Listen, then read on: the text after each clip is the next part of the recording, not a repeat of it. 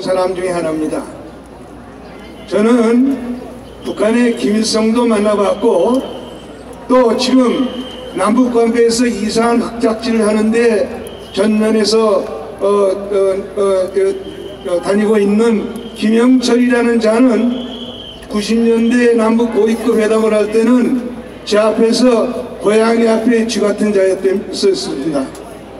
그런 입장에 있는 제가 보기에 지금 우리나라의 남북관계 전기드는 양상이 굉장히 걱정스럽습니다. 여러분도 걱정스럽죠? 그래서 오늘 주제는 KBS지만은 막간극으로 저는 오늘 그 남북관계와 지금 안보 문제에 대해서 제가 좀 말씀을 드리겠습니다. 여러분, 지난 9월 지금 문재인 대통령이 이 남북 문제를 가지고 동분서주를 하고 있습니다. 그런데 동분서주하는 그 내용이 걱정스럽습니다. 맞습니다. 지난 9월 19일 날 평양에서 모란봉 5.1 경기장이라는 데서 문재인 대통령이 평양에서 모아놓은 15만 군중 앞에서 자기를 남쪽 대통령이라고 소개를 했습니다. 여러분, 이게 무슨 뜻인지 아십니까? 대한민국의 절반 땅을 버렸다는 얘기입니다. 대한민국 헌법은 제3조에서 대한민국의 영토는 한반도와 그 부속도서로 한다 이렇게 해서 우리는 북한의 존재를 헌법적으로 인정할 수가 없습니다. 따라서 대한민국 대통령은 비록 지금은 북한 지역을 커버하지 못하지만은 한반도를 대표하는 대통령입니다. 맞습니다. 이것이 유엔 총회에서 1948년 12월 12일 날 결의한 유엔 총회 결의 제195-3호의 아주 중요한 내용입니다. 그런데 문 대통령이 이번에 평양에서 공주 앞에서 자신을 남쪽 대통령이라고 하는 헌법 위반을 했습니다. 대통령은 헌법 문재인 씨는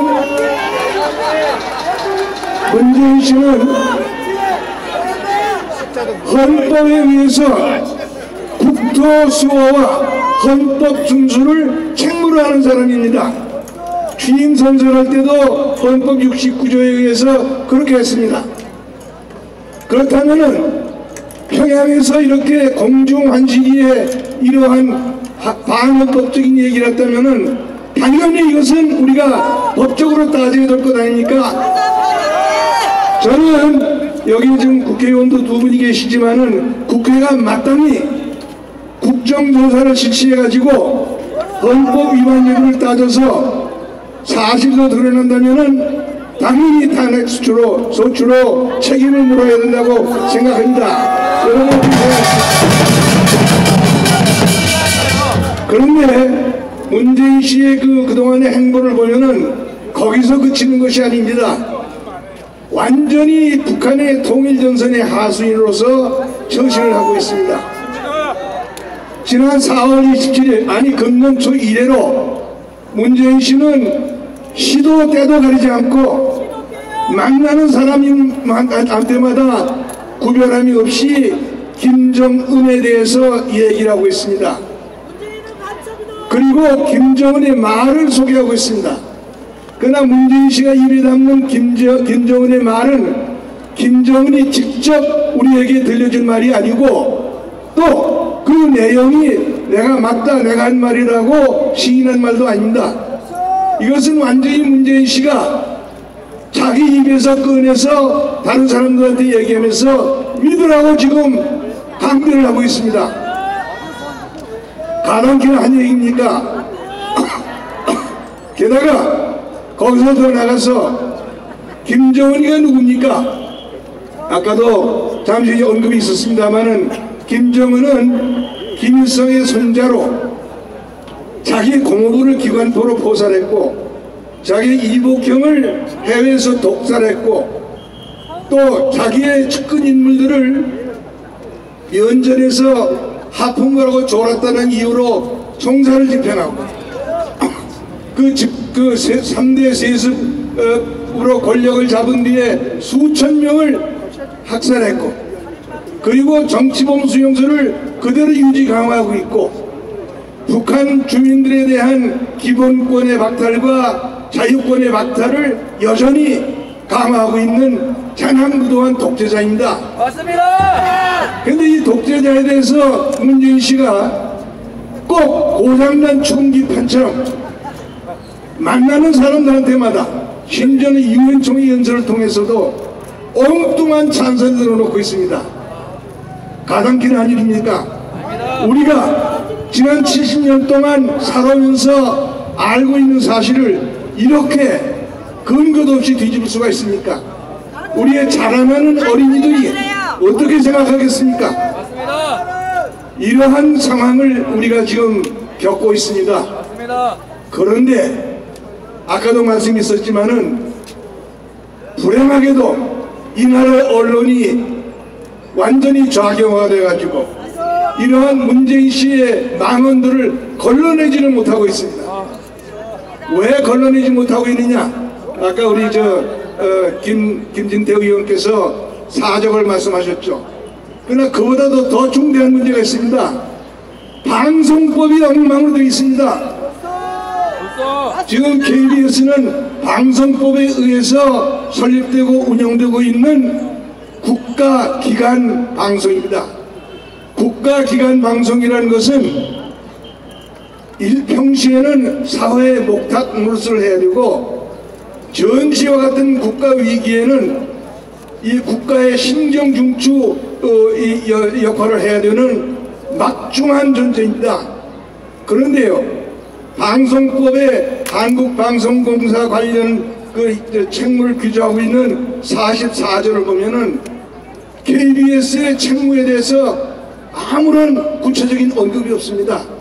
완전히 KBS 마음대로 무엇을 보도해도 되게 이렇게 되어 있습니다.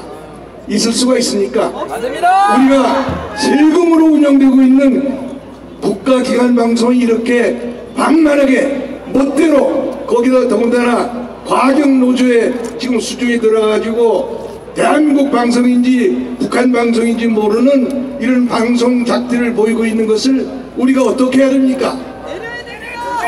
내려야죠. 내린 것보다도 원천적으로는 방송법을 개정해야 됩니다. 맞습니다. 방송법을 개정해서 해야 될 일, 하지 않아서 될 일을 법적으로 명시를 해야 됩니다. 맞습니다. 저는 오늘 두 분 국회의원님이 계시지만은 국회에 대해서 우리가 이것을 강력하게 요구해야 된다고 생각합니다.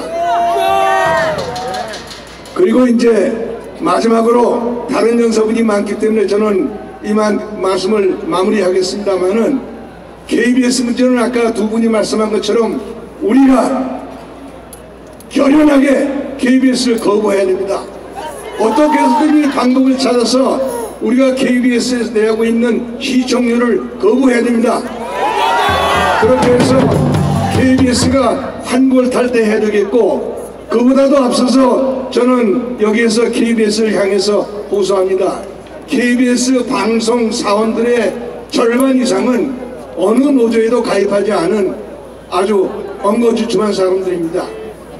제발 지금 나라가 처해 있는 위험한 상황을 직시해서 대어 반성해서 그들이 말하는 정의가 아니라 대한민국 국민이 원하는 정의의 편에 서도록 입장을 바꿔주실 것을 강력히 촉구하면서 제 말씀을 마치겠습니다. 감사합니다.